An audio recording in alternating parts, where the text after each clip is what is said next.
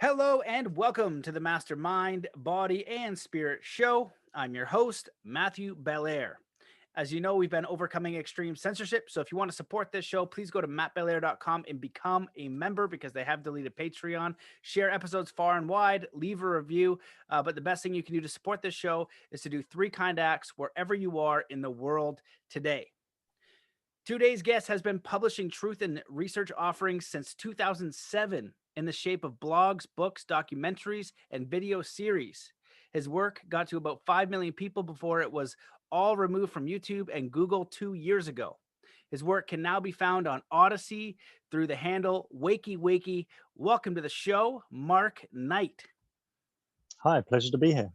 What's up, Mark? It's great to have you on the show. I was telling you before, I got sent one of your videos and loved it. You were incredibly knowledgeable. Then I check out your website, and there's so many different rabbit holes that I'd love to go down and begin talking about. I'm sure we're going to cover a lot of esoteric topics, some of the darker matters of what's going on in the world, but really focus on, solutions too, because if we need to know these dark matters, if we're going to create a solution, if we don't, recognize that they exist, how are we going to find that solution? So I just love for you to share a little bit about yourself and your background and how you got into the work that you're doing and what you're up to now. Yeah, sure. Yeah, it's quite a big question. Usually I say no to these podcasts. I get one a month, and with you, I didn't even click on anything. I was just like, yeah, I'm feeling it. So it's quite good just doing it on energy. I just met you just now. Yeah, about, I don't know, 17 years ago, I got out of the corporate matrix. I always knew something was wrong. And then just went on a bit of a weird journey. A lot of, sort of woke up to conspiracy, what's going on, the government, central banks, pharmaceuticals, TV, the basic stuff. And then went on a sort of, time of mystics, shaman, yogis, that sort of vibe for a few years. And then started creating a lot of work, a lot of books, and then videos, documentaries. I fell down the cosmology rabbit hole quite deeply. And I was a big proponent of that information for about 4 or 5 years. Yeah, and then there's been some video series recently, which got quite popular, helped a lot of people. The Elite Full Throttle series. I think most recently was a documentary called Kali Yuga Apocalyptic Navigation Through the Four Elements. And that was a good offering. I liked that. I think it's like 5 or 6 books, 5 or 6 documentaries. Yeah, real sort of machine gun of offerings, really. Probably annoying people by now. Yeah, well, it's really a diverse set of work, and you like you said, you've gone down cosmology and a lot of these other things.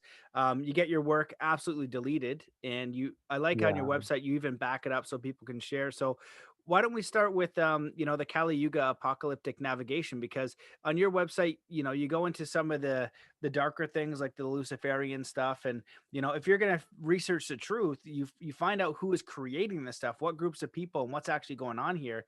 And Yeah. ultimately, you're going to run into Satanism and Luciferianism, which is a pretty dark thing to accept and realize. And I'd just be curious if you want to talk about, just a little bit of the Kali Yuga series, and then maybe we'll bounce around. Yeah, we could bounce around. We could talk for hours, I reckon, me and you. Well, I did a series called Elite Full Throttle, and it was when COVID first came. I knew this was the one they were going to push. And in that 18 part series, I said a lot of things that came true. A lot of people didn't like it. They were like, Mark, you're scaremongering, you're full of negativity.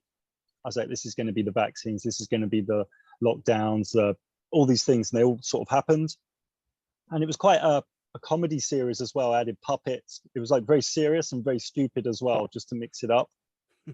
And people were saying, I'll do another episode. And I was like, well, there's no point. I've sort of said everything. And then it came to me to do a documentary that was like, what are the solutions? Like, okay, we know the economy is going to get super fucking wobbly while they rejig Web3 Finance 2.0 in their design. And I was like, what are the solutions? What are they? Location, value. What do we do with our location, our value? What do we do with our relationships? What do we do with our mindfulness and awareness? And what actions can we do? So we're not just saying everyone run off and grow carrots and hug each other. We're sort of speaking to people as well, like, okay, if you're stuck in a city and you've got an ex-wife with kids you see once a week, very real life, what can you do living in the city? So we're looking at everyone and saying, if you're awake to what's coming, what can you do during these times? And even if the external gets crazy, which it will in a lot of places, how can you sit with that and just sort of laugh at it in a way, you know? It's all how you are inside, really, how you deal with things. Because like pain's pain. Like a 5-year-old boy getting his toy stolen off him, he could be in more pain than someone with carnage on the streets, people getting raped, you know, all his money's gone. Because pain's pain. It's just how it looks is just theatrical, you know?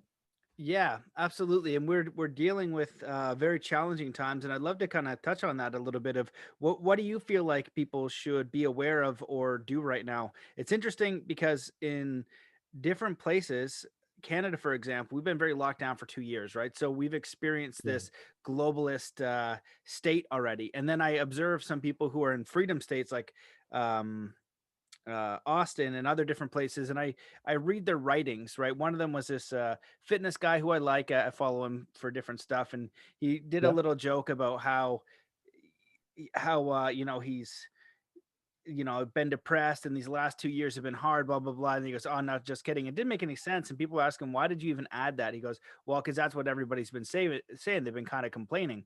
Mm, Well, it's fine for him to say that. But if he were in Canada, his gym would have been closed. His business would have been closed. Everything would have been sure. really shattered. So what do you have the same perspective? And so, a lot of us are dealing with having to let go of certain things.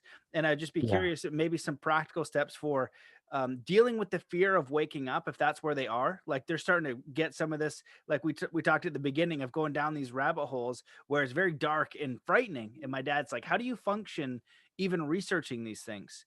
And some of Yeah. us can kind of go down to that rabbit hole, but others are a little bit more cautious and they're like, you know what, that's too crazy, that can't be real. But some people don't need to go down the rabbit hole. Someone can be very shiny and very new paradigm, should we say, for a pretty crazy term I don't like.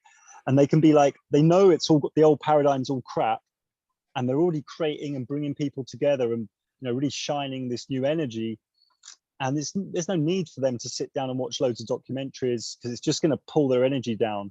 For people like myself, and I think yourself, we're sort of here to go down those rabbit holes. We're not going to get too wobbly, and then we can present to people. But the main thing I'd say to people, your question just now, is really, if you're in these places, how do you deal with this? Is really two things. Get your value decentralized away from the banks and don't rely on supermarkets. Because those people with their savings in the banks, in dollars, in pounds, in euros, these people are going to get pretty smashed. And these people are reliant on the supermarkets for food. This isn't going to go to a good place. But then again, it's like you can say, well, that's the experience their soul needs. If they've sat watching Netflix every night, watching all this crap, watching reels on Facebook and Instagram, living this sort of zombie life, their soul probably needs some chaos for it to wake up. So none of it's really bad. None of it's really negative. It just is. Yeah. Sometimes people need chaos to create harmony. Sometimes there's got to be asymmetry to create symmetry, Yeah, there needs to be a stimulus. I saw this a lot in podcasting where many of the guests that I had on the show, they had some sort of traumatic event that was like their life was this way before where they weren't very Yeah. happy and some sort of illness happened and they hated everything. And then when that big stimulus came, that catalyst, then they responded and they started to think things differently, think about life differently. And more people are doing that. They're going from, what can I take? What can I have? How can I get more to what can I give? How can I integrate into all the Sure. systems of life? And I think Sure. that's a beautiful thing. And if we can harmonize with that idea, we're going to find solutions wherever we are, in a big city, in a small city, or whatever the case is. But Sure. it's also recognizing that letting go process. I've said from the beginning, I'm totally fine with becoming a Mennonite or working on a garden or whatever. I don't need anything in this world, material wise, that is going to keep Mm, me in the Babylonian system. I can let it go for something yeah. better, more natural, more true, more authentic. I don't know why that is for me, but that's, I think, what the ask is of everybody is, if you're called to let go of something that might not be serving you or that might entrap you in some sort of way, right? Like public schools, for example, people are starting to notice now how damaging those are. Like before they were pretty damaging, but they've ramped it up, Yeah. tenfold in the last few years. And so, there needs to be these alternative solutions for people who are saying, whoa, I didn't realize this is the actual case of what's going on. So what am I going to do now? Yeah. There's also some places in the world where it's easier to set up new systems. The third world. I mean, if you're in the States or Europe, things are going to get a bit heavy, especially Europe, because America's very big. You can set up things. People aren't going to know, local communities, local little towns. But in Europe, things are going to get pretty dystopia. But the thing is, with that dystopia, metaverse, lockdown, CBDCs, a lot of people are going to love it. A lot of people will be screaming for it. They'll go to the metaverse and watch the sport. They'll buy a new hat for the metaverse. You know, they'll love it. They'll think it's cool. Unfortunately, they will. There'll be people going to prison, and instead of building new prisons, they'll have a prison in the metaverse. So people will wake up, put on the VR, and they'll go to prison. There'll be things like that. It's going to get really bendy. Jeepers creepers. Man, I hope not. I've seen a lot of these dystopian skits. You know, there's one out there where this whole thing goes on where they're in war, right? And the guys are fighting or whatever, and it's all real. And then at the end, it comes out and it's literally just a group of people huddled in a corner, you know, with VR headsets on. And the first time I put on a VR headset, I was like, oh shit, because it's so realistic that if you were to put me in a suit, right? Imagine this actually, you know, and I know if you look at the work of Darren Brown and you understand hypnosis and psychological operations, imagine you went to sleep, you got put under hypnosis, they put you in a suit, a full body sensor suit, and put VR on your head. You might not be able to know the difference between reality and knowing like this whole body's a VR suit in a way. So sure, we're already in one. It's like a virtual reality within a reality. It's like Russian dolls. Oh geez, it's going to get a little bit bendy. But like this, maybe this reality is supposed to have an equal balance of light and dark, you know, and day and night. And like sometimes, like with the solstices, dark overpowers light, light overpowers dark, and it's just cyclic. Maybe it's like that, and maybe it gets very dark before like an octave jump or a big upgrade or a reset or a cleansing. So it's all just natural stuff, you know. It's okay. It's all just natural cycles. Like at the beach, the wave comes in and out. It's not much different. Yeah, I like that analogy. It reminds me of Simatics when they're testing the frequency, and you look at the sand on the plate, and they've got, I forget what the first one is. Let's just say, you know, for people who know, don't kill me, but let's just say 150 is the first, 147 is the first one. Then it goes to static, where everything's chaotic, and then you keep rising the frequency. Then you get to the next harmonic frequency, and the pattern is you know, more beautiful, and it's more advanced, and it's more evolved. And so this could be a part of that process, just like the same, you know, butterflies. Sure. Like in one of my documentaries, The Luminaries Mysterium, I did it took me about 2-3 years, not solidly 2-3 years work on and off. I was looking at the sky from a geocentric perspective, of course, and the sky seems to be like a clock, like a sky clock that's upgrading our consciousness. So you look at a movie from the 1940s, 1960s, 1980s, you can see the growth in vocabulary, in mind, in consciousness. So humans are evolving in consciousness. That's natural. And it seems like the Mischief Gang, I call them, when you said, say, Satanics, Luciferian, it could be Jesuits, Masons, and some Masons are very good, but some Masons, some Jesuits, you know, some of these, all these gangs, you just call it the Mischief Gang, you know? Yeah, I love that name for them. Well, you know, in this field of research, I'm curious, what have you learned in the realms of like you know, getting into the esoteric, right? Connecting with, you know, God, nature, and the universe. I find it fascinating. As you know, if we're talking geocentric, and I'm, you know, kind of new to the whole thing, but you know, when I was looking at flat Earth and the dome and stuff like that, and I saw it was in, you know, Mayan and the Native American cultures, you know, had a dome as well, and it talks about it in the Bible. I was like, okay, well, if we're getting away from the Bible and books like that, why are these people Satanists? Why won't NASA astronauts, for example, swear in the Bible? Why did Joe Biden swear in this weird satanic Bible? Why is there the what's that Bible called, like the Devil's Bible? Know what I'm talking about? Isn't that in a museum? Yeah, I remember that when Biden was sworn in. You know, they're doing it all in front of our faces. Yeah, so they've got these overt rituals going on. So I'm like, well, they must be tapping into some sort of you know, esoteric, non-physical force. And I remember interviewing Alex Sakaris.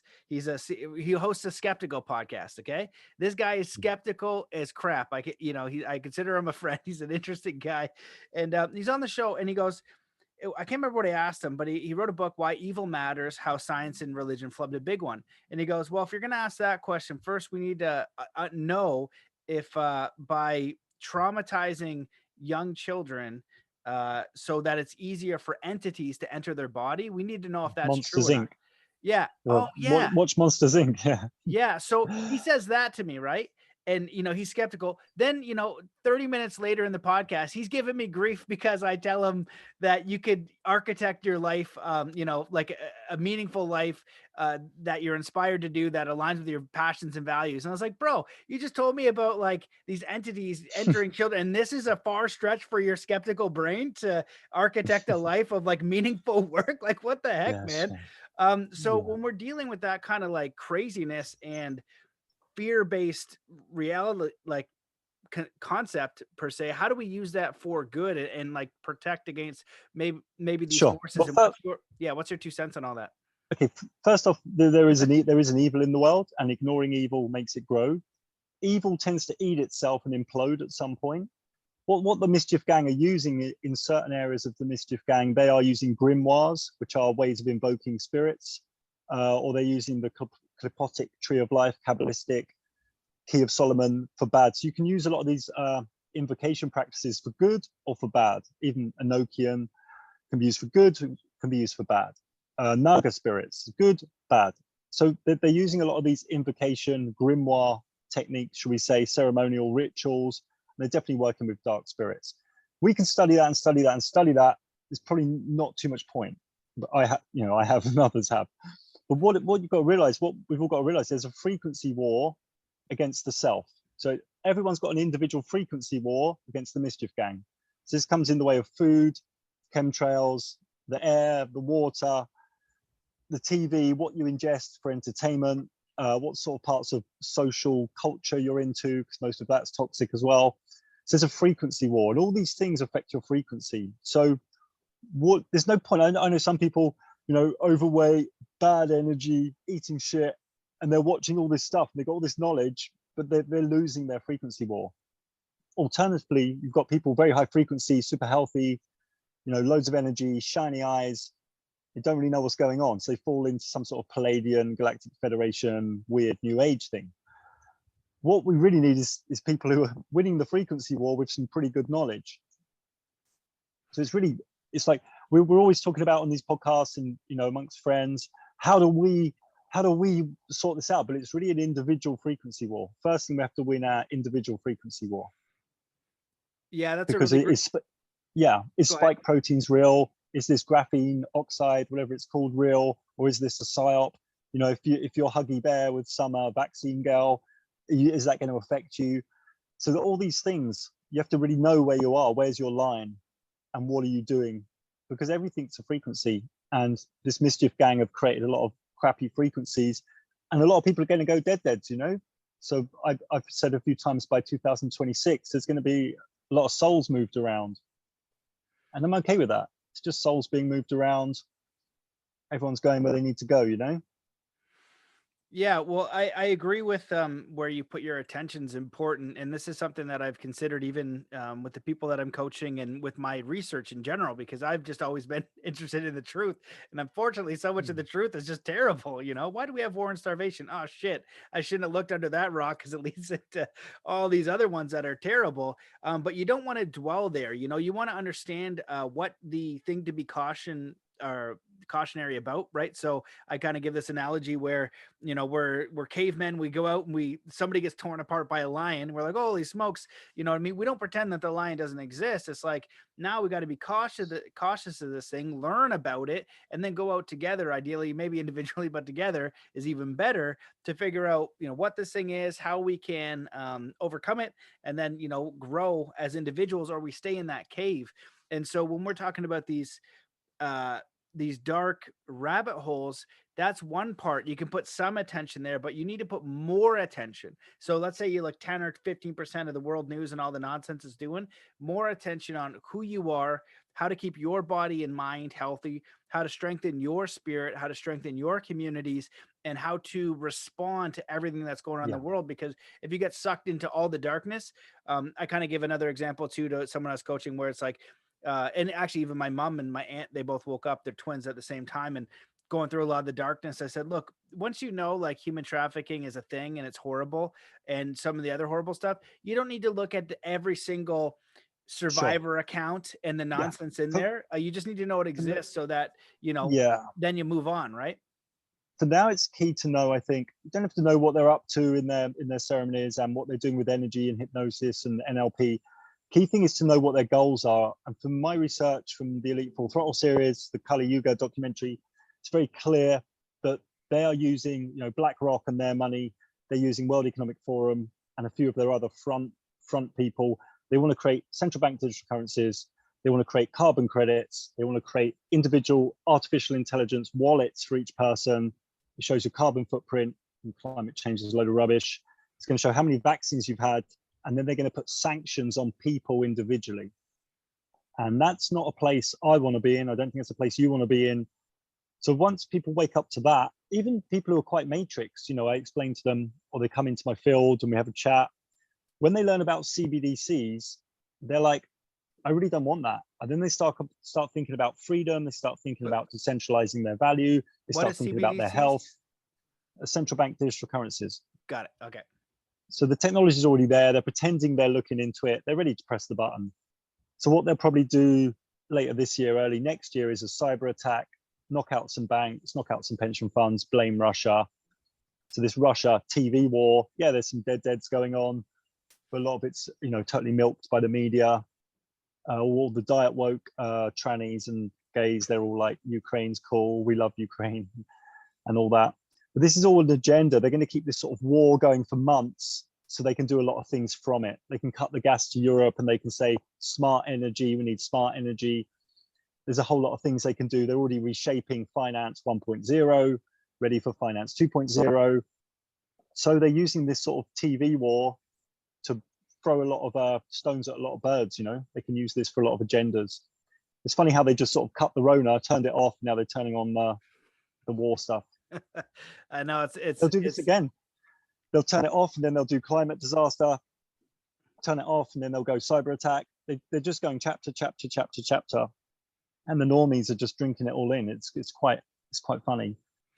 Yeah, and they, you know, they lay it all out. So what you're talking about, I see that exact same thing coming, because who says it? Klaus Schwab, priming the mind. Oh, there's going to be another cyber attack. You had Event 201. Yeah. And you know, Cal Washington and other people will, you know, from the law perspective, or let's say the spiritual law of free will, they'll just talk about how these people need to disclose, give full disclosure about what they're going to do. Sure. And we get to respond. So they understand the spiritual law. They're telling you, like, you have to go and lift up your sleeve and say, I want the vaccine. And you have to sign. You have to sign your name too in ink. And I know somebody. Yeah, in Canada. Wow. And I know somebody who said under duress because I'm being forced. They spent a half an hour on the phone, not sure if they could give him the shot. They ended up giving him the shot, but they probably shouldn't have. So yeah, you actually have to sign that name. So just shows this whole consent-based thing. And so if that I agree with that. It's like, okay, they want digital currency, the social credit system, and complete enslavement. So we can, if we know that, figure out what do we want instead, right? A different thing is, the thing is, a lot of people won't think it's enslavement. They'll love it. They'll be like, oh, the cyber attack, we need electronic money. But if you look at, I think it was January, the World Economic Forum brought out a global risks PDF file. I think it's about 40 pages, nice pictures, very well done. And it basically tells you social unrest is coming, climate disaster is coming, cyber attacks coming. You've got to see this PDF. You're going to, it blows your mind. They basically put it on their website. Please look at the global risks for 2022. And they're basically telling you their roadmap of what's going to happen. It's unbelievable. Yeah, 100%. And, you know, that's why, like, people like yourself and me, we've been right for 2 years, not because we're the smartest people in the whole world, because we go to their mother effing websites and read what they say. Sure. And then they do. It isn't that friggin' complicated. So when you see all this come out and you kind of know what their plan is, you seem very centered about it. Do you ever feel like hopeless, or why are you hopeful? Bro, in 2008, I think it was, I was already setting up off-grid spaces in the Spanish mountains. I've created a couple of off-grid spaces, you know, compost loos, growing veg, yurts, teepees, blah, blah, blah. So I was early. I've been turn on the internet every day. I'm like, oh, not today, not today. So now when it's starting to happen, I'm actually very excited. I'm like, it's finally here. Because before, life was boring. It was like decisions didn't mean anything. It was like oh, what sofa should we get, love? Oh, what should we have for dinner tonight? Where should we go on holiday? It's kind of lame. But now it's like, I made a joke a few years ago online called the Apocalypse Office. I had a pretend phone, said hello, Apocalypse Office, and then serious, bro. 300 people called me. Hello, Mark, is the Apocalypse Office open? I'm like, it was a joke. They're like, well, I put some money in your account. Let's talk. And people will make what was happening with the Apocalypse Office, which became very real. I even closed it down, and I'm still getting calls. It's crazy.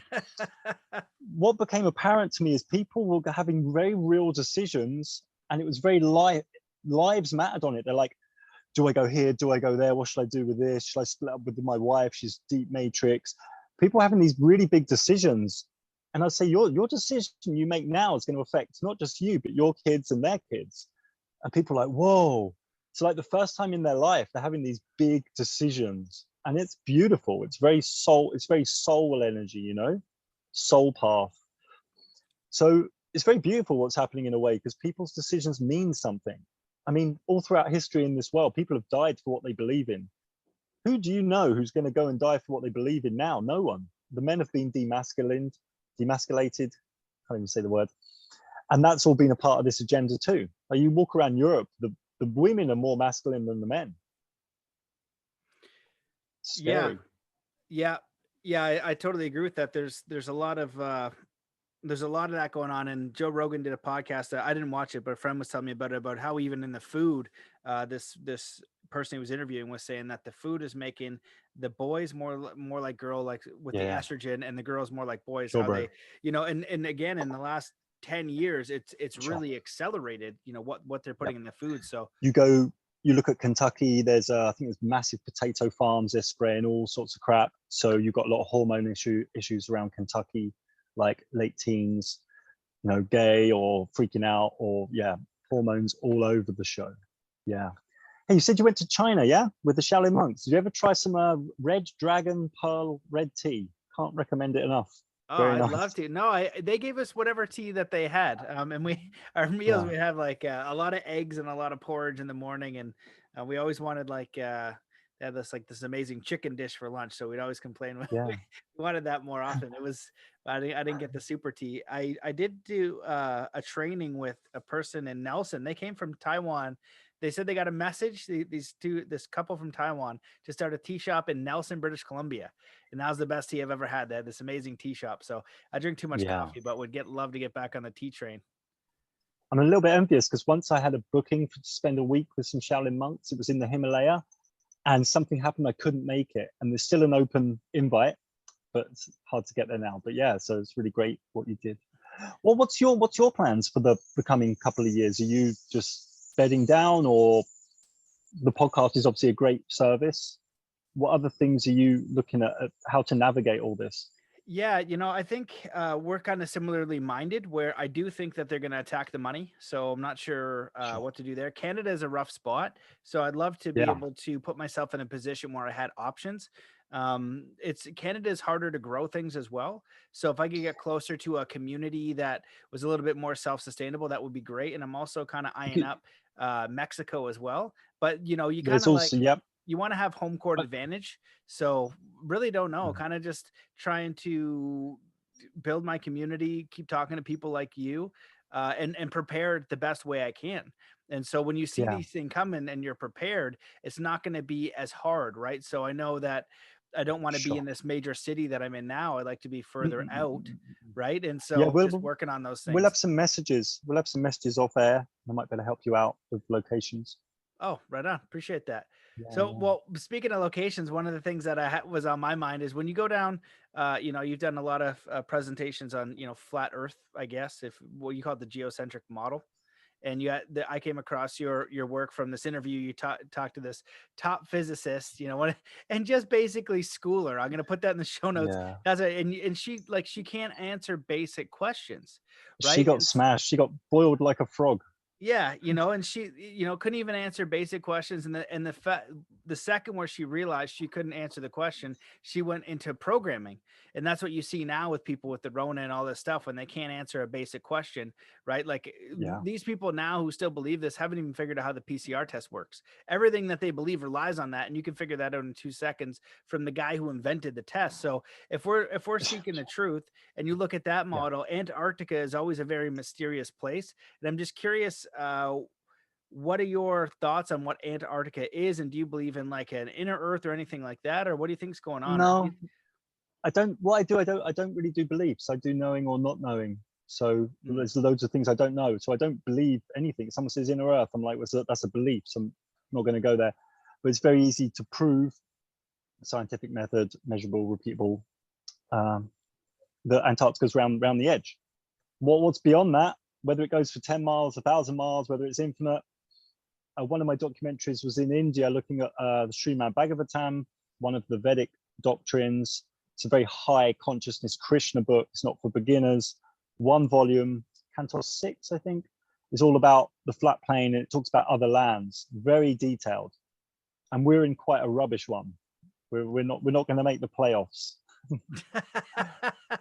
yeah. So why do I don't know. I don't know if there's a dome or it's a flat sky, and it looks like a dome because of the human eye. Like it could be flat sky. That's what the Vedic says, a flat layer of stars. So I don't even get into this sort of stuff, because beliefs of what created a lot of problems in the world. You know, everyone's going around believing in things, and people freak out. They go, Mark, you don't believe anything. I'm like, exactly. And then they just start shaking. I'm like, I really try. Obviously I do sometimes, but I really try consciously not to do belief. Faith you can do, you know, in meditative work, that works. But belief systems is a complete mess, really. Can really mess us up. Yeah, it's a really Zen perspective. I feel like I have beliefs, but I'm open for them to be upgraded. It's my, maybe even more accurately be, this is my perspective of the information that I have acquired and what I've experienced directly. And if you can share with me something that makes more sense, if we're having a conversation and I get stuck and then you present with me with something with a good evidence or a good argument on that, I'm like, okay, you know what, we're going to go that way. And if I can find another two people that confirm that, the truth then becomes self-evident. Right. And so this is why the flat earth world community is such a mess. I'm not really into it, because there are people with pretty crappy lives in the matrix, and they get a YouTube channel with 3,000 subscribers and they feel important, and then they're like, oh well, I believe this, and there's this other sun here, and there's a moon here, and look fucking crazy. They make us all look fucking crazy. So they're working on beliefs and like a bit of ego. So with my work, I sort of go backwards and go, well, we don't really know, but there's no spin and there's no curve. And if anyone can prove either of them to me, I'll give you $10,000 in a crypto of your choice, no problem. Because I know that's not true. So I was in southern Germany, and a lot of people knew, oh, he's this famous flat earth guy. And I was like, oh shit, caused a few problems in my personal life. And people were saying, you know what the Germans are like, super rational, but you are not astrophysicist, Mark. I'm like, everyone's saying you're not an astrophysicist. So I found one in southern Germany who's one of the most famous in the world. She does TED Talks, and she's all about exoplanets, all these other Earths. And I said to her, I managed to get an interview with her. It was very difficult, and I had to create a fake website, fake name. I got an interview with her. I said I was from Oxford University, and slowly over the hour interview, I put her in some corners, and she gave some very crazy, unscientific, little girl, emotional answers. And she got to a point, she said, stop recording, don't put this online, you have to sign this. And I uploaded it. It went to like nearly 1 million people in a week. It got mirrored on Globebusters and a few of these other big channels. And a few days later, I got stopped by a black Mercedes, pulled a gun out. Hi, Mark, where are you going? Yeah, it happened 3 times. It happened in France, Spain, and Italy. Yeah. What the heck did they want? They were just like, I had no papers, because I don't do papers. I'm a bit of a freedom warrior, so I drive cars without papers. Don't give a fuck. And they just said, get out the car. Took everything out the car. They were quite smiley. Showed the guns. They're like, where are you going, Mark? I'm like, I'm going that way. What are you going that way for? Because the car's pointing that way. And it was sort of like a sarky conversation, being a bit sarky with each other. I felt a bit sheepish. They were sort of like, well, we're just doing a stupid job. We don't know who you are. And then they didn't even ask for any papers. They said, off you go. And it happened 3 times in the space of 6 months. That's wild, man. Well, that's the interview that I watched. And, you know, you obviously know what you're talking about as far as these studies. And I was like hanging on. I had to Google some things as I was going through. And but it was interesting at the end. Yeah, it was just these emotional responses for very simple things. And it was the unwillingness to say, I don't know. Right. And that's where we need to get to. You know, you have to be There was one point. in the interview, there's one point I said, why would you say that? Why would you're the scientist? I'm like, why would you say something like that? And she's, if I was being honest, she asked me, she was like, what are your credentials? I'll tell you my credentials. They're 50 meters swimming. I left school at 15 and lied about my grades for my career in my 20s. So my credentials are actually 50 meters swimming against her PhD, all these letters, astrophysicist, and totally smashed her up. Just goes to show, huh? Yeah. The YouTube, it's like the great sages of our day are like the YouTube conspiracy lot. Yeah, which yeah, get deleted, right? And if there's nothing to it, why are they deleting these things? And sure. And when I kind of was like, okay, you know what, maybe this is legit, because I had David Weiss on, and I didn't want to go He's down a good guy.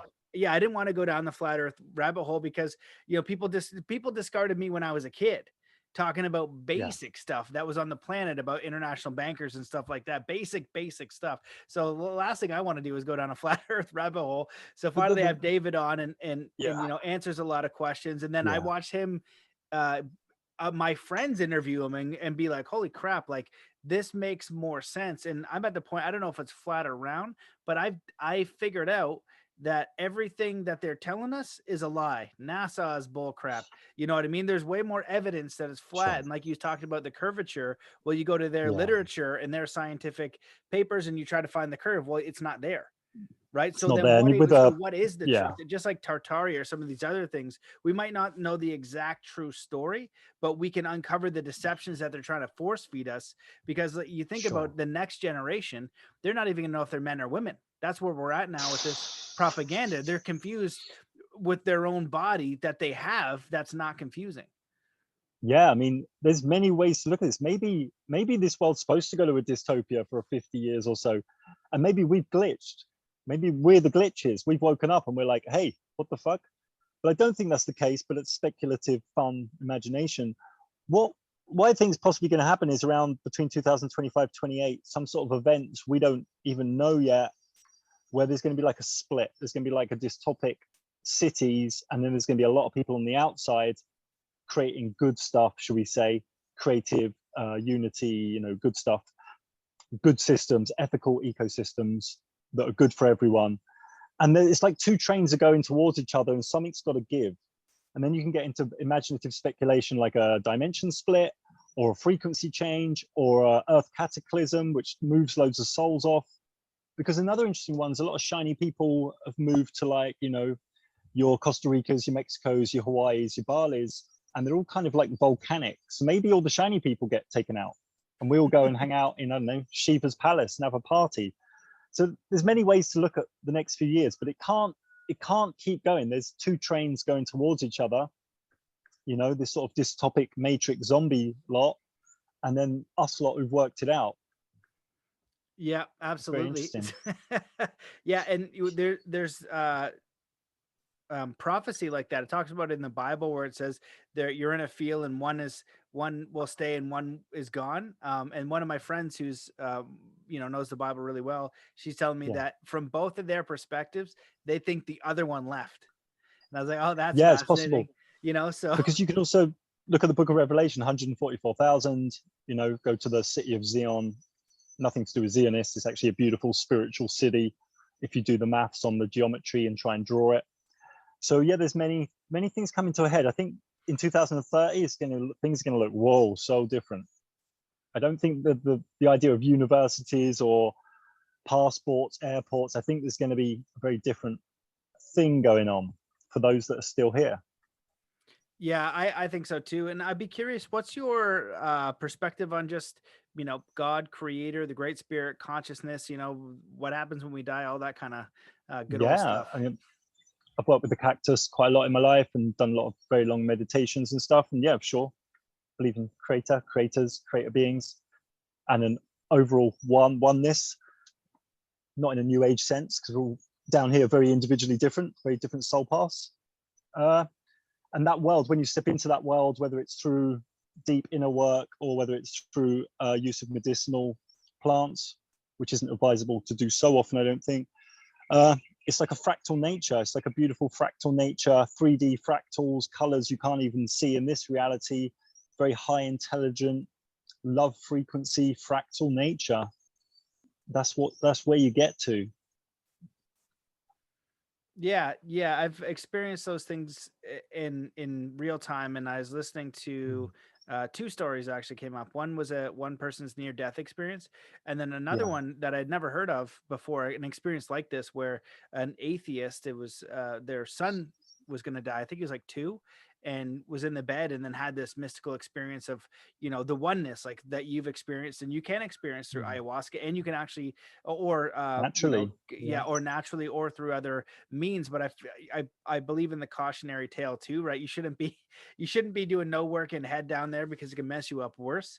You'll be But careful. Yeah, especially when you have it sober, then it's like, what is this force? What is this thing, this energy, this unconditional love that exists beyond the confused state, right? In the Vedas, it talks about, you know, the realm of Maya and different things. And yeah, my perspective on that is like, we have to be in confusion, so we use the free will choice to choose good, God, creator, and kindness or compassion or whatever you want to use those good words, or enslavement, right? Or ignorance, yeah. right? You have to make that choice, and there needs to be a duality so you can make a free will choice, right? And Sure, it's it's like like when we come here, self-serving.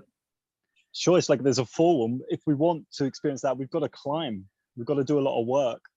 You look at like a 5-year-old human, they're so in the ego, it's pure ego. I want this, I want this, I'm going to scream if I don't get this. And we have to work back. Yeah, it's an interesting reality, interesting realm. But there are some people so focusing on this.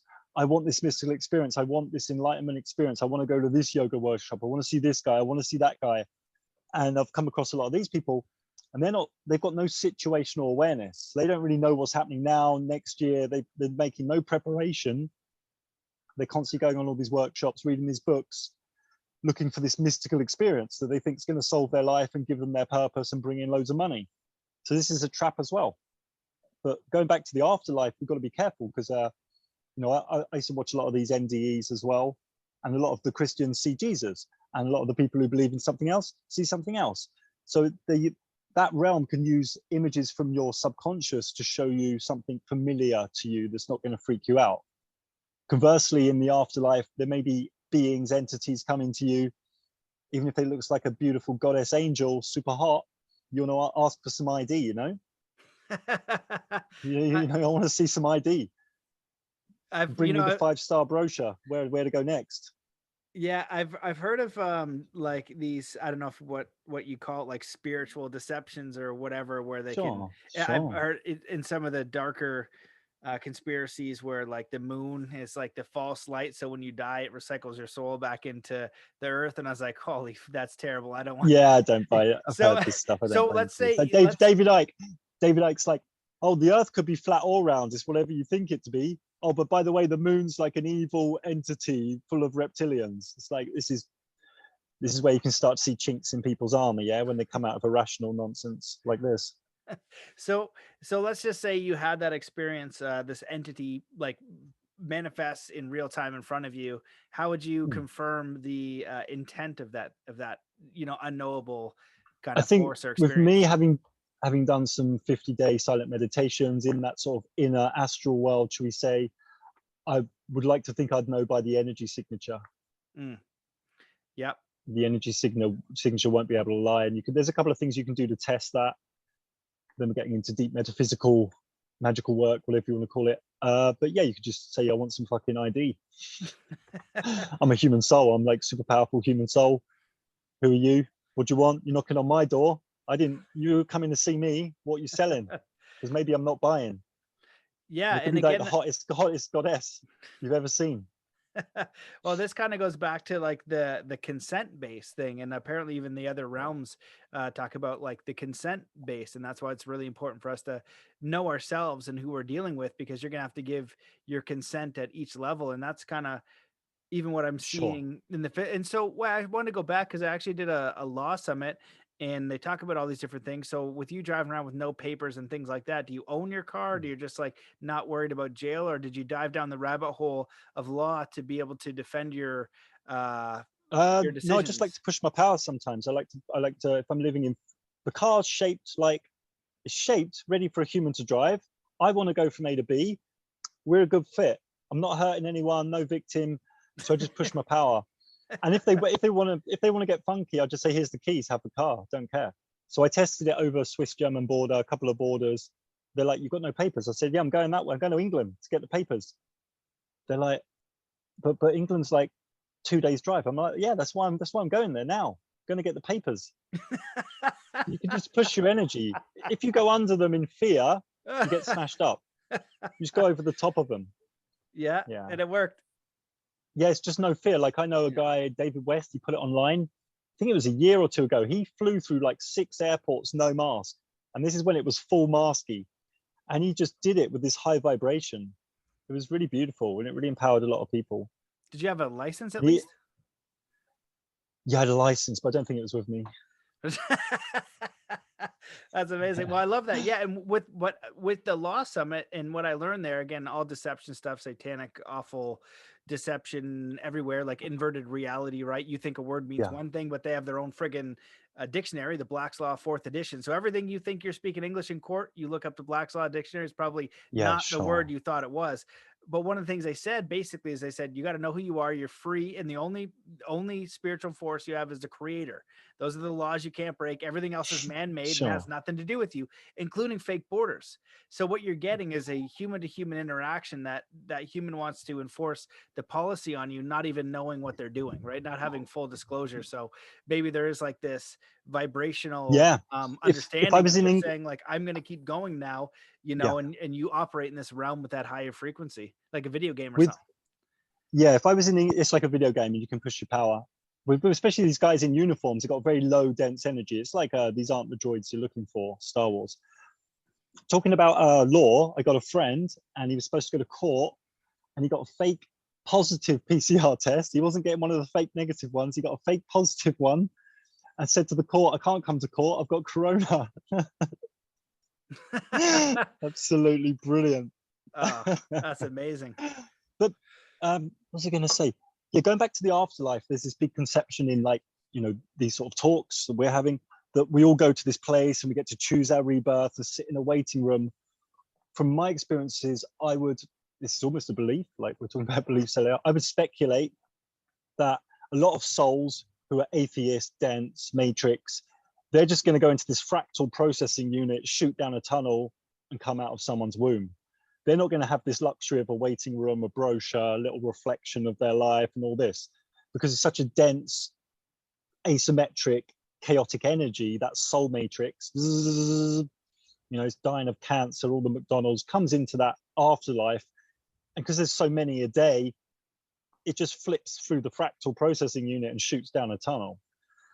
This idea that we all choose our parents and where to be, it's all new age nonsense. You've got to be a very evolved soul to get that sort of luxury, you know?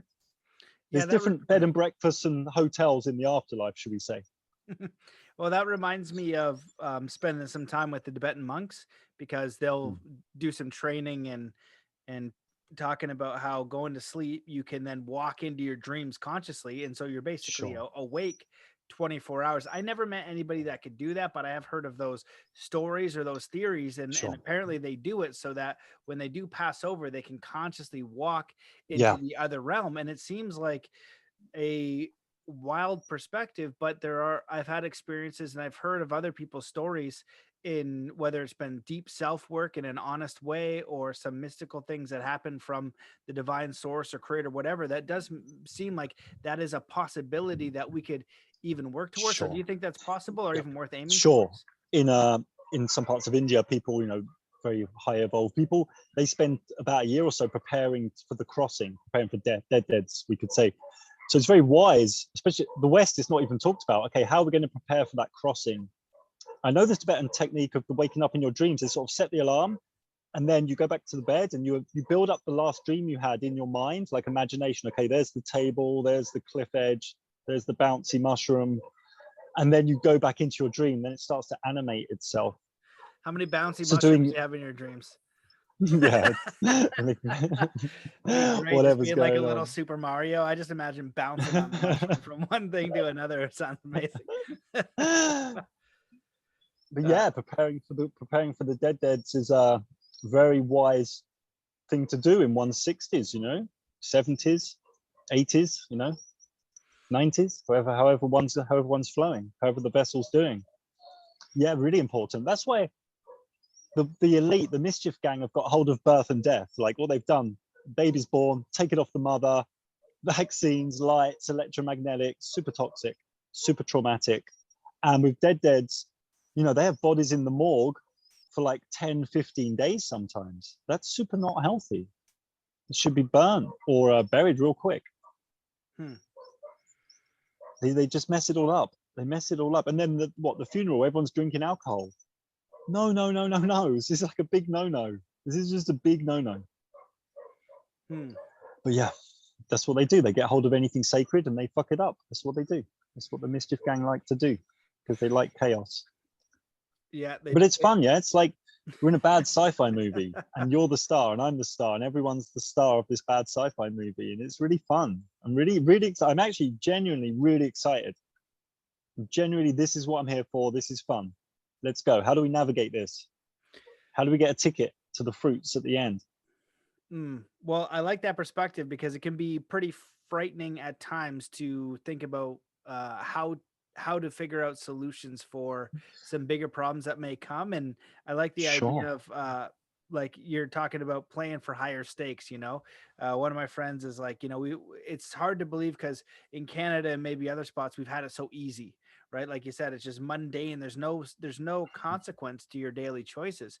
And now we can be a little bit more responsible with what we're doing. And what I like is people are turning to that. If you're not a good person, your neighbors aren't going to be there to support you. If you're not doing good work or harming people, then, when push comes to shove, you might have a worse experience going forward. And if you want to stay in ignorance, you might end up having a bigger problem later. I give the example to my wife that is like, okay, look, if you go out in the backcountry in British Columbia and you have no idea what you're doing, you're going to be toast. But if you know what you're doing and if you've prepared and have all those tools, if something happens, you're not going to be afraid. Right. So we have to be accountable for the knowledge we have and where we're going. And so if we're afraid of something, we can take the responsibility to say, okay, let's look at this. What's the solution going to be? How am I going to prepare for that? Because it does seem like changes are coming. So how can I set myself up for the best possible outcome? Yeah, 17 years ago, 16 years ago, I bought some land, middle of nowhere, mountain in Spain. I was like, right, grow food, build stuff. And I'm like, oh my God, I don't know how to grow food and I don't know how to build stuff. And I felt like, oh my God, this is like, they tricked me. I don't know how to do the basics. And then I learned, solar panels, bit building stuff. And then what I realized is a lot of people like on Facebook and that, oh, I want to live off grid. Okay, come up the mountain for a few nights. These people don't want to live off grid. They can't live off grid. They're too conditioned. Where's the hairdryer? Where's the fluffy pillow? Oh, the compost toilet. Yeah, do I really have to use it? And you get to see a lot of these people in today's world. They're on Instagram, they're on Facebook, like, oh, I'm but they're not. It's just it's like a gasket in the subconscious because they want to be that, so they project that out. So we're going to see late this year, definitely 2023, definitely 2024, who's who. And what you're going to find is the people who are very popular and they're out there with all the talk, they're going to wobble and just be useless. But the little quiet guy who's very quiet, not super popular, does his own thing, these guys are going to step up. And we're really going to get to see who's who. And I'm quite excited about that too.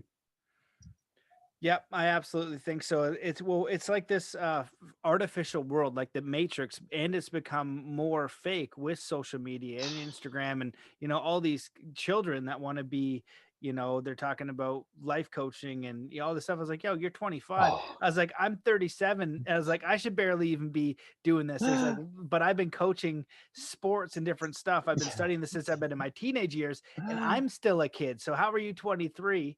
You know what I mean? With all these solutions, going on. There are people here. There are life coaches for the life coaches here, mate. You would freak out. And you're right. There's like late 20s life coaches. Okay. They've never had kids. They've never been married. They've like very just like had some money, gone traveling around the world, Thailand, conscious places, done a couple of fruit fasts. And then all of a sudden they're a life coach. I'm like, what the fuck? Yeah, it's crazy. It's crazy. And not, if they one of these go ahead. One of these life coaches come to me recently. goes, Mark, look, I've got something to admit to you. Don't tell anyone. I'm like, what? He goes, he's a life coach for abundance online, right? He goes to me, Mark, I've got no money. Can you help me? Not with money. Can you give me some guidance? Well, what can I do? Life coach for abundance with no money. Can you believe that? You can't make this shit up, mate. You can't make this shit up. Yeah. Well, And these girls, what has it done? It's like Venus shadow, right? These girls are online every day, selfie, selfie, selfie, selfie, selfie. Yeah, you look good. You're supposed to look good. You're in your late 20s. You're female. It's in the design. You're supposed to look good. We know you look good. Like, what is this? No message, no product, nothing to raise consciousness, just pictures of you so men get delirious. This is really toxic. It's growing and growing. It's really, someone's got to talk about this. Unbelievable. Yeah, you know, I agree. And Really when you starts talked to about annoy like me. those small people stepping up, you know, I think it's maybe good-hearted and good-natured, but we saw it first with like the sexy vegan influencers, right? And then it came into the life coaches. And it's okay if you want to do that, you know, but you got to, like I say, it's like wear the belt that you are. So if you want to do that, wear the belt. Like from my perspective, when I was younger, I was already teaching and had websites on sports performance in my early 20s, and Yeah, none of these people were even teaching it, you know, in high level snowboarding. Now it's normal. You got Red Bull and all this kind of stuff. And as a part of yeah, some of the, like, you know, they had Red Bull camps at one of the camps I was coaching, but I was studying peak performance and all this stuff, and then trying it and traveling the world and really, you know, going after super hard to have that body of work and knowledge. I really enjoyed the subject. Right. And so if you really want yeah, to enjoy the subject, then immerse yourself in it, but you still have to wear the belt you are. So every time I would, you know, coach in my early 20s, it was just getting as many clients as I could.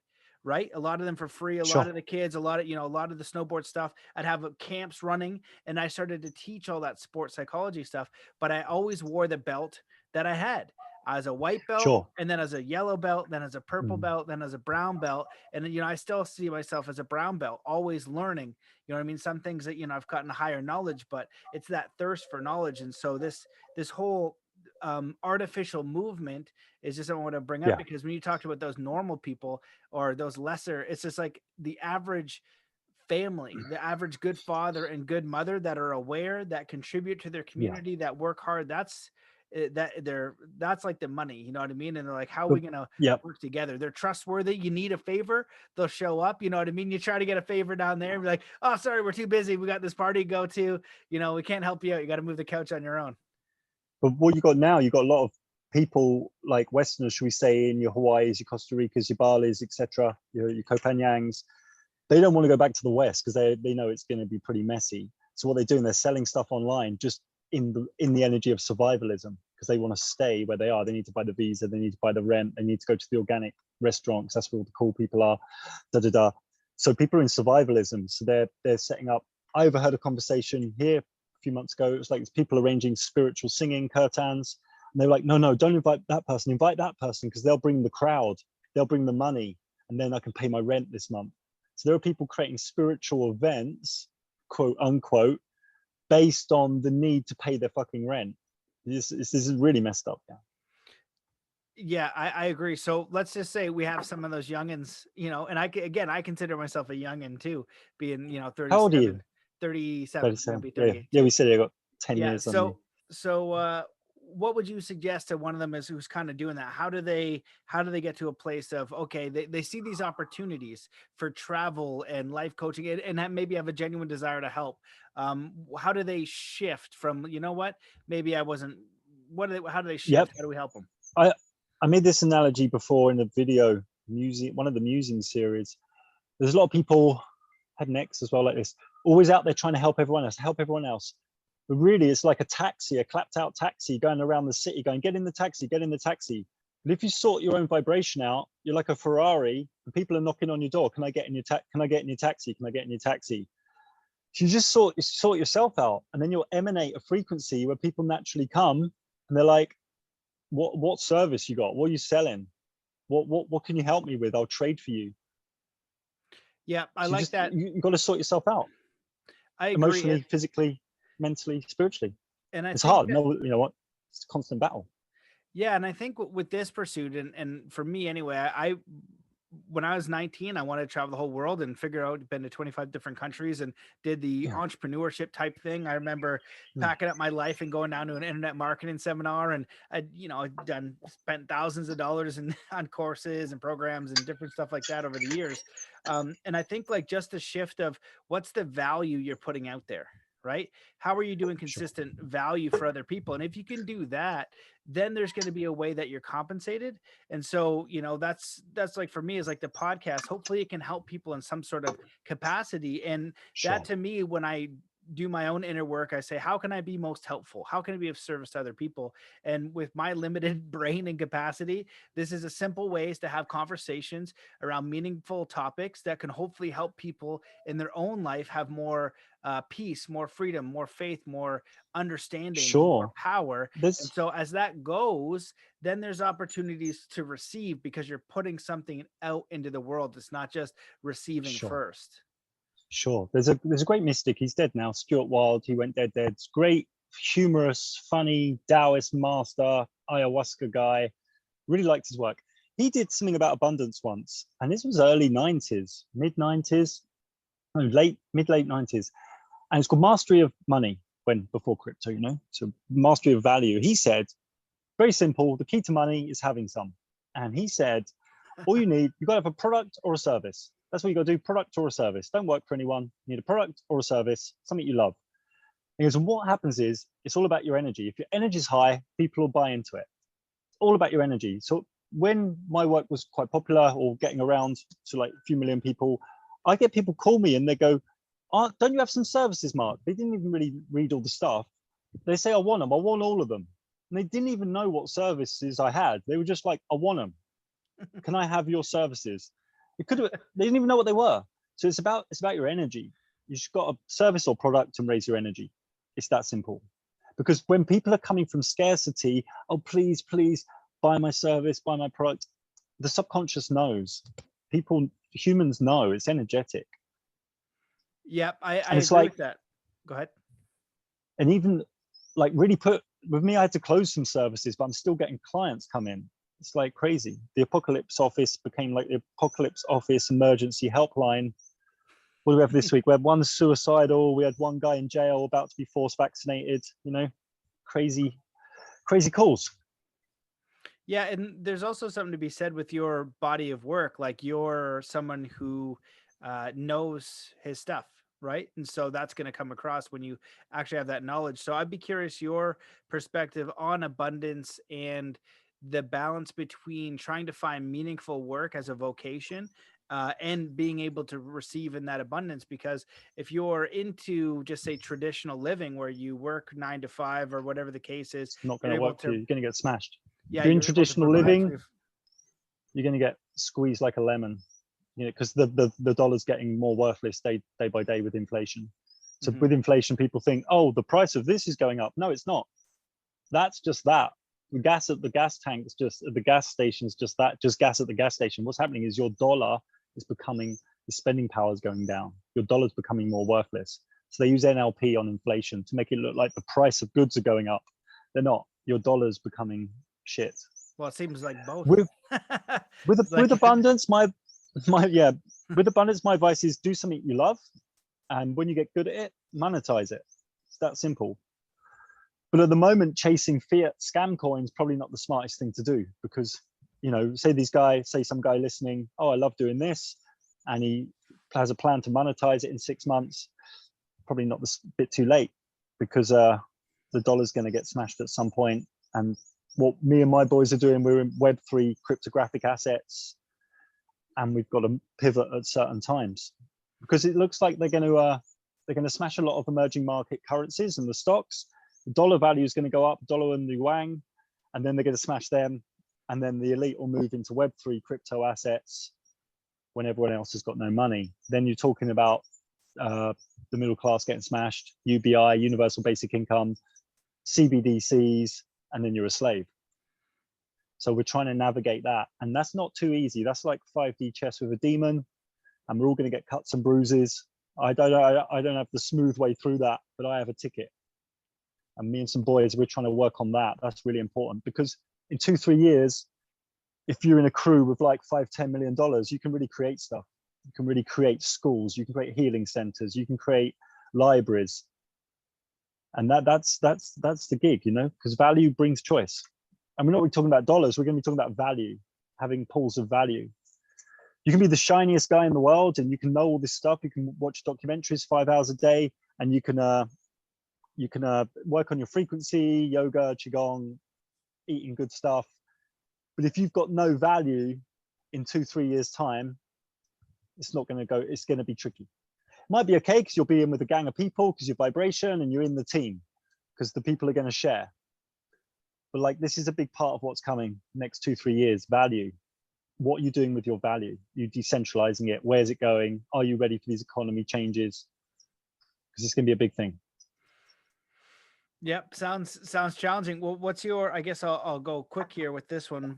But like with the whole crypto thing, it looks like they want to put us into a digital currency. So you're playing in that game. I would presume. Do you think that it's a viable asset? Because I figured with the their cyber attack and all that kind of stuff, it's a bit of a risky biscuit to even go into that scenario.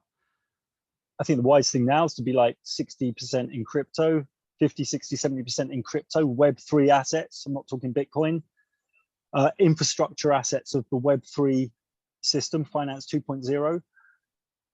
And then 40% in USDC. And when USDC is high, throw that into your Web3 assets as well. I think that's the smartest plan I can think of. Yeah, they're going to try and block the exits. You can go up to the farmer and say, look, I want to buy your land with some crypto. He'll say, what the fuck's that? And then you say, go and get your nephew, and he can be the middleman. You know? So when you say so there's Web 3.0, Web3 assets. So Web 1 is your browser. Web 2 is your apps, your apps you're downloading on your phones.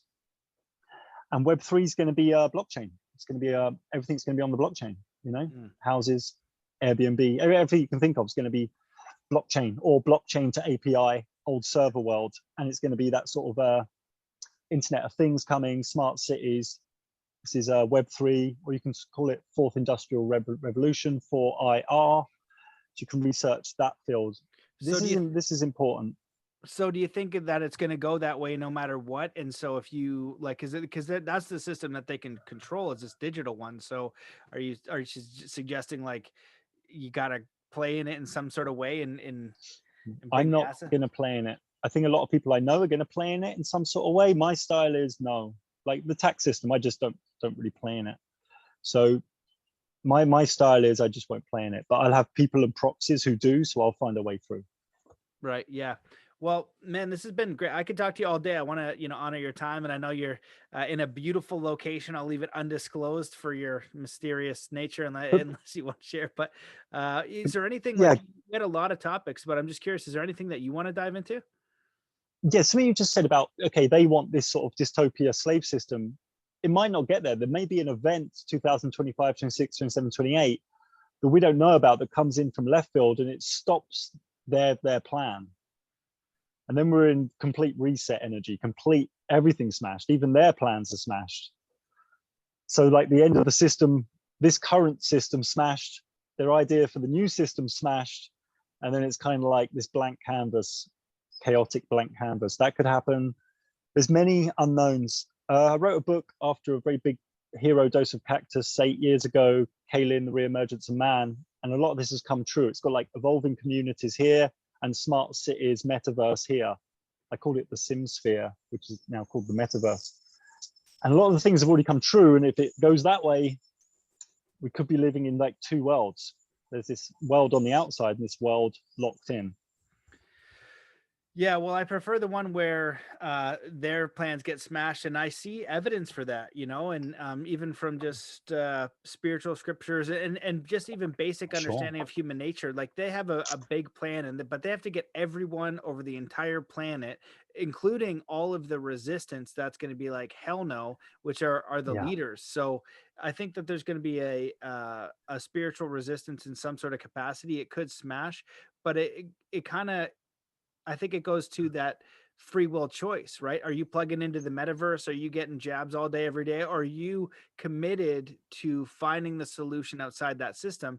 And Yeah, so, as far as what I can see with the spiritual laws and everything else, that we could, maybe we're the next generation Mennonite, where we're like, okay, you know what? No, I'm not Babylon, mess up, go over there. We got this little bit of space. You're not touching this space. Go have at it, but leave us alone. And they'll have too many of those people to worry about in their own system to even mess with sure. people like us. Yeah, because evil eats itself like a whirlpool. It just eats itself, but it does bring a lot of people in and create a lot of deads. So evil sort of eats itself, like the finance system's eating itself. Fiat currencies always eat themselves. So all this mischief gang stuff eats itself. It implodes. Evil always implodes, but it'll take a lot of people with it. So it leaves like a vacuum.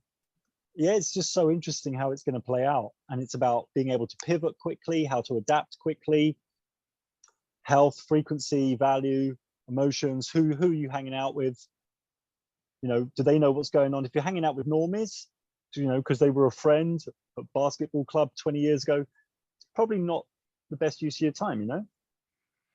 So I'm trying to align with people who are looking ahead and being creative, strong energies, and connecting with these people. Yep, I agree with that, and I feel like it's that kind of thing, and moving beyond fear, because you look at the last two years, they've started this final push, this agenda that they want to bring about, that they've worked on for who knows how long, decades, if Yep. not 100 years, to bring it apart, bring it into fruition. And there's a lot of different ideas and speculation if they will succeed or they won't succeed. But what is true and what is definite is your response to what's happening with the people you have around you, Sure. with how you're going to adapt to it. So it's seeing what it is and knowing and taking them serious, right? Like, if somebody's there's a robber down the road and that robber wants to come rob your stuff, well, Yeah. having a little perimeter, a camera, and a few arms, a Yeah. preventative dog might not mess with you, right? So it's taking it Yeah. serious, but it's not being afraid. And like you said, community and value, just stick to those two things. And we have this huge opportunity, because you knew this years ago, and I knew it years ago, that this world is so corrupt. It's so evil. It has to be decimated. So this could Yeah. be, great spirit, God, creator, decimating this whole entire thing, right? And now their time is now done, right? Because evil, it only gets a certain period of time before it gets crushed, Yeah. because the truth or response or the balancing mechanism of life will come into effect. And I feel like that's Sure. what's happening, because it's way too insane. And if you have any semblance of being a man or woman on this planet to witness what's going on with the kids, and this masking and this complete slavery and this absurdity everywhere, you have to stand up. So those of us left that can see it, we're going to stand up with everything we have to figure out, opportunity for our generations to come, because we know what it'll mean if we don't. Yeah, sure. Yeah, it's really the final battle. It's a big spiritual war, really. Big spiritual war. You can look into things like Vishnu's ninth or 10th carnation, his last carnation, coming down on a white horse, Kalaki or something. I forget the name. And all these other, anything could happen, everything's on the table. But there's an end game coming, and by 2030, we're pretty much going to see how this new seeds are looking, whether the good guys are won or the boys upstairs have come down and helped us out. But with some shamanic journeys, it seems to me a bit like the forces of goodness, should we say, the good boys, Zeus and the gang. They're not allowed down here. They're not allowed to help and interfere for a while. But I think around 2027, 28, they can help out a bit. That would be neat. Well, I'm I'm so skeptical of everything now, because about Project Bluebeam, fake alien Yeah. invasion, and Sure. the technologies they had. Someone was speculating that if you take the jab through the 5G, they could send signals, inside your brain, Sure. so it's like your brain talking to you. So Yeah. it's like, Yeah. oh, Have you seen the jeepers. Nanoman documentary? Whew, goes down that No, rabbit hole. darn it. But like 5G, I mean, putting all these masts up all around the world for faster download speeds is not for that. Obviously, I mean, you download a film in 4, 5, 6 minutes. That's okay. Go and make a cup of tea, go for a pee, get some popcorn, you're good to go. But like, oh, you need to download movies in 10 seconds. No, we don't. You can play online games like 60 frames a second at the moment. That's okay. You're pretty good to go. Yeah, and they're everywhere, man. They look military, and we have Yeah, we have the studies on 5G from credible universities and credible yeah, studies that are, like, hey, this is proving to have negative effects on animals and on sure. humans. It's not even a Yeah, discussion. It I is what it is.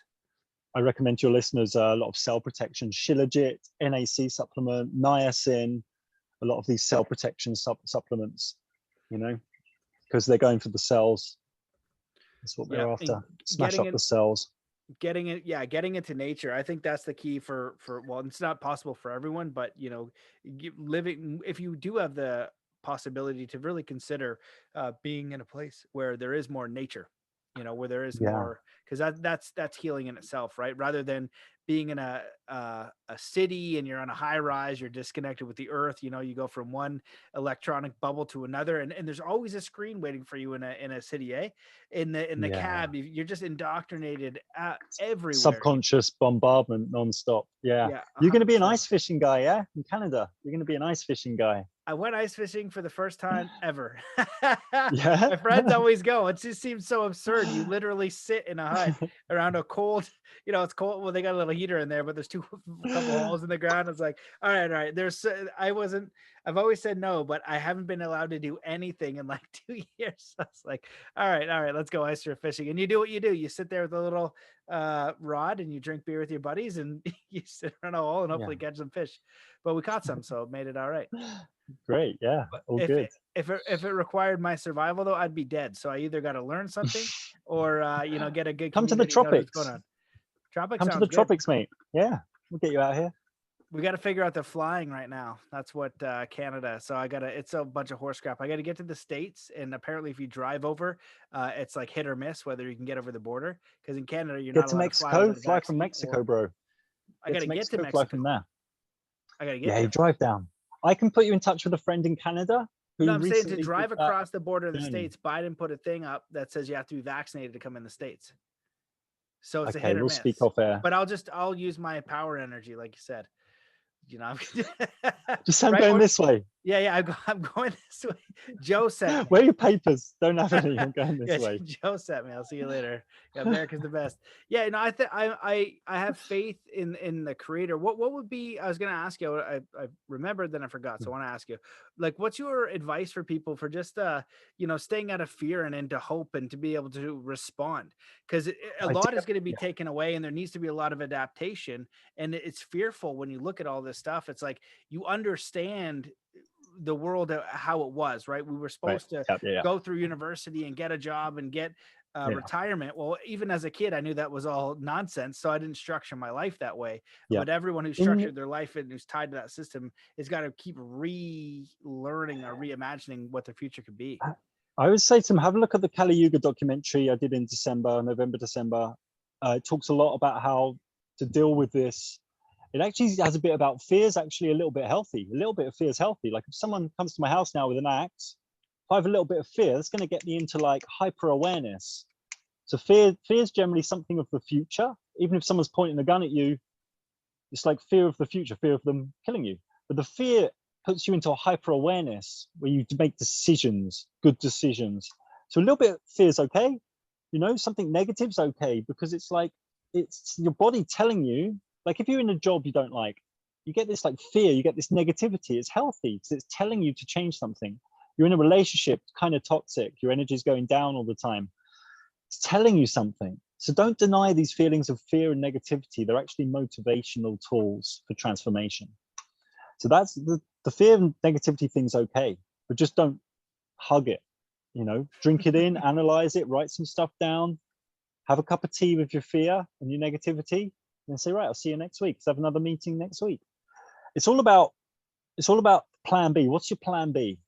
In a worst case scenario, like people have been buying insurance all their lives, and then now something real's happening. They're not creating a plan B. They're not creating an independent insurance policy based on situational awareness. So it's like, okay, say in your city, not your city, but a listener's city, say in one city, it becomes like CBDCs, queue up at the supermarket, vaccines only, you're allowed one basket of food, what's your plan B on that? And if you don't have one, you're kind of lining up with the lemmings to be squeezed like a lemon. That's not super smart, you know. I had a call yesterday. Someone just bought land, built a house in Poland, and now they got like a zillion Ukraine refugee lesbians coming in. And he's like, I think I'm coming to the tropics with kids, with a wife. You know, he's just built a house. So I think I'm coming. I'm going to think hard about it. He's going to drop all that and come to the tropics because he can see where it's going. So he's thinking about fear, negativity, situational awareness, healthy motivation. But also with all the clients I've had who are talking about location, with location changes, it's got to be a soul pull. It's got to be like a pull of your being from your higher self. You could say, if it's based on, oh, my mom really wants to see me again, or I've just got to go here and sell some things. I've got a lawnmower in the garage worth $1,000. I don't think it's just super wise to change your location based on a few $1,000 or someone's guilt tripping you emotionally. That would be my advice. But queuing up at supermarkets with CBDCs isn't great, and you're having kids and you're bringing kids up into that. That's not super smart, because that's very hard 3-4 generations down the line to get out of that. Because your kids are going to go into the metaverse, they're going to love it, they're going to have kids, they're going to sit there in there, open the smart fridge, get on the Coca-Cola. It's not going to be good. So as my Elite Full Throttle series said, get out the West. I mean, I was saying this 2019, get out the West. And people were saying I was a fearmongerer, but then a lot of people did get out the West because it's going to get a bit gnarly, a little bit gnarly. Canada's been pretty brutal for 2 years, unless you're going with the you're going with the people who want to get Yeah, bro. I know a couple just moved out of Canada 2 months ago. Last week sold their house in Canada, decentralizing all that value, living in the tropics, and they're like, it can be done. It's just about action, decisiveness, discernment. Yeah, but everyone, when the things get really wobbly, everyone's going to be where they need to be.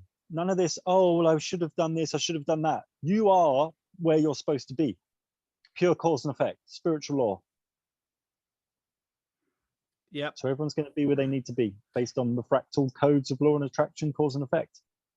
Yeah, I agree. And I feel like if you are going to move, it will be like a soul pull. Like you'll get the signs. I've always found for myself and the people that I talk to and even coach, it all lines up. They're like, I have this idea and it's really aligned. And then someone important to them is like, yo, we need to do this. And then they'll get another sign. It's all like check, check, check. It's not like, oh, you know what I mean? It's not very confusing. The universe does respond to align with what your highest good is. And I feel like that idea of, the universe is working for you. It's supporting you. And although this is frightening, if you can come into coherence within yourself, understanding within yourself, connection with creator, great spirit, God, however you see that within yourself, then you have faith in that guidance, right? And remove fear. It's like, I am protected, right? No matter what happens, I'm going to be protected. Doesn't mean you're not aware, right? You respond, like you said, but it's like, okay, I'm getting input from life, right? Like whatever that might be, depending on where you are. It's like if soldiers show up at your door or everything goes to shit where you are, maybe you respond. It's like, okay, I see an opportunity to move. That's what it is, right? No matter like whatever the case is. Sure. A lot of people I've spoken to the past few years are like, oh, well, I can't really leave because my mother's in her 80s, and she needs me. But that's a tricky one. For sure, it's a tricky one. But maybe it's wise to keep the embodiment of your mother, all those great experiences, all her wisdom, all her love inside you, go somewhere safe, and then you can have children in a beautiful place, and you can push your mother, all the beauty of your mother in, bring up your child with all that beauty. So it's almost like some people like, oh, my family's jumping into the flood coming down the mountain and I'm going to jump in with them. And I don't think that's super wise. I don't think that's wise. Like if I had 5 kids and I was like 60, 70, and they were like, we're not going to see you again, Dad, but we're somewhere really safe, I'll be super happy. But you're getting these low consciousness parents going, oh, you've got to be here with me. I can't have you in freedom. I need you with me. And this is immature evolution. Yeah, well, it's not an easy decision. I think a lot of people are having to deal with very challenging situations, and I feel like the Sure. more honest we can be with ourselves and our loved ones, we can make the best decision for our families, and that's what it's going to come But, down to, because but serious, everybody bro. everyone's Yeah, I different, know right? people who've left Hawaii, Bali, Thailand, gone back to their parents and friends and gone, right, I'm going back for one last visit and I'm going to tell them what's going on in the world. I'm like, uh-oh. And I'm going to say, bye the last time. It doesn't go well. People are like, oh, so you're going back to Hawaii, are you? You've been swanning around. And then this person goes back and goes, but dad, but family, the CBDCs, the corona's fake, da, da, da, da, da. And then the family just outlaw these people and they come back to their tropical wonderland completely smashed emotionally. I've Hmm. seen this many, many times. It's 9 times out of 10. It's like this. It's unbelievable, the statistics on this. Hmm.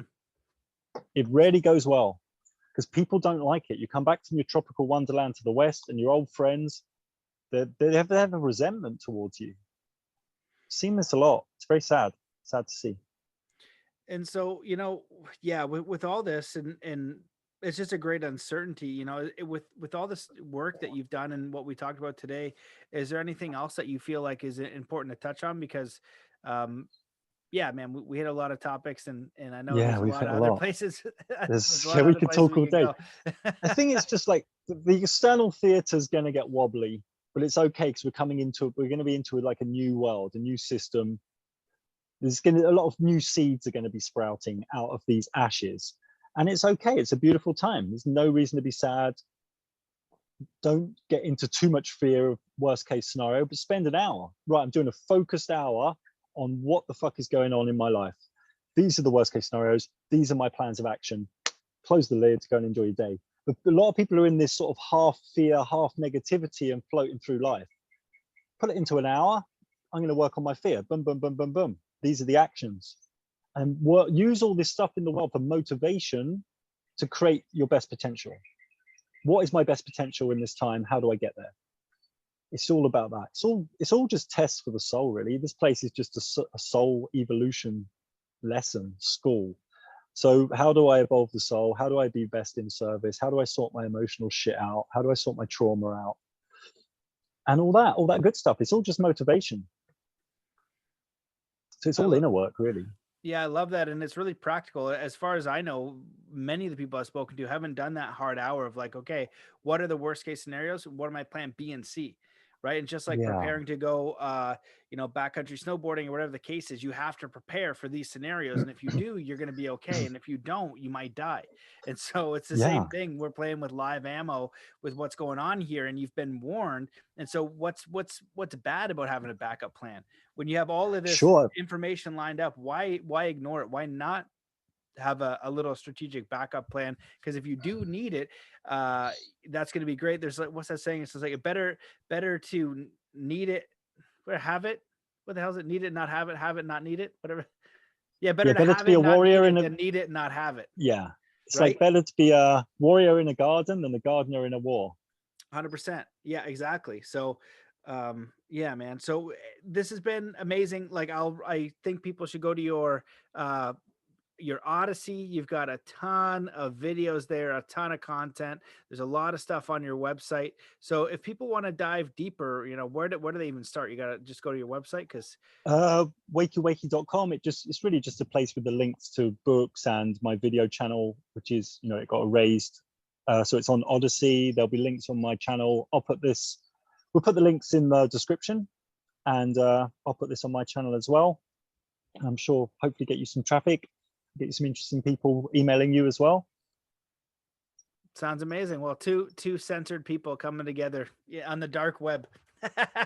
So yeah, man. Well, I appreciate this. This has been great, and definitely invite Yeah. people to check out your work. I've only seen a couple videos, and like I said, the second that I saw one, I was like, man, I want to get this guy on the show, because just schools this PhD astrophysicist.